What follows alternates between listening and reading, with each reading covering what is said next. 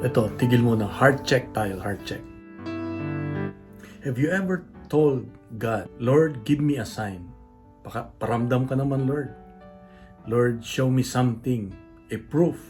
Gusto kong makita. What if the sign is just in front of us? Ayaw lang nating tignan o ayaw nating buksan ang ating mga mata. In the gospel today, people were asking Jesus to give them sign. At sabi ni Jesus, these people are wicked. They will not see any sign, only the sign of Jonah. Bakit? The sign of Jonah is enough. Kasi Jesus is in front of them as the real sign. Ayaw lang nilang tignan. The sign of Jonah is the sign of repentance. Ang sinasabi ng Diyos sa atin ngayon ay hindi na natin kailangan ng tanda. No need to seek for a sign, but a change of heart. A change of heart. And let's be honest, sometimes we say we believe in God. But sometimes, when life gets hard, ang ginagawa natin, Lord, show me more.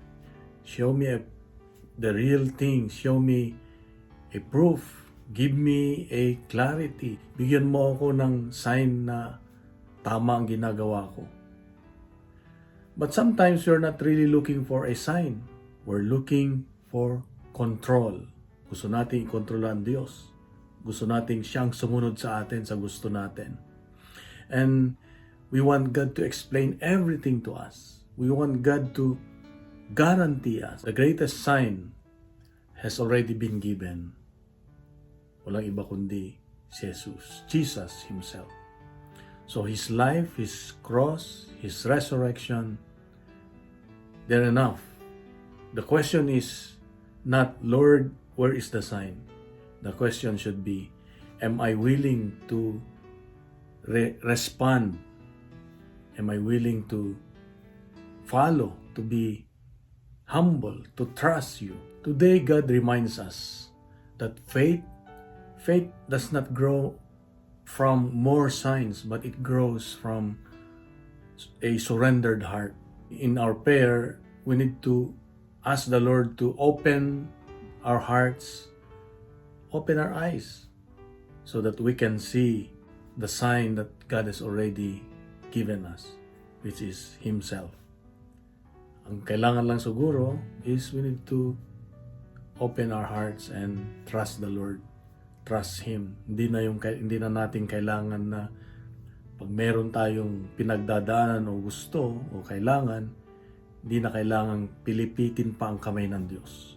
All we need to do is to trust Him and to trust Him. So let's pray. Heavenly Father, forgive me when I demand sign instead of trusting You.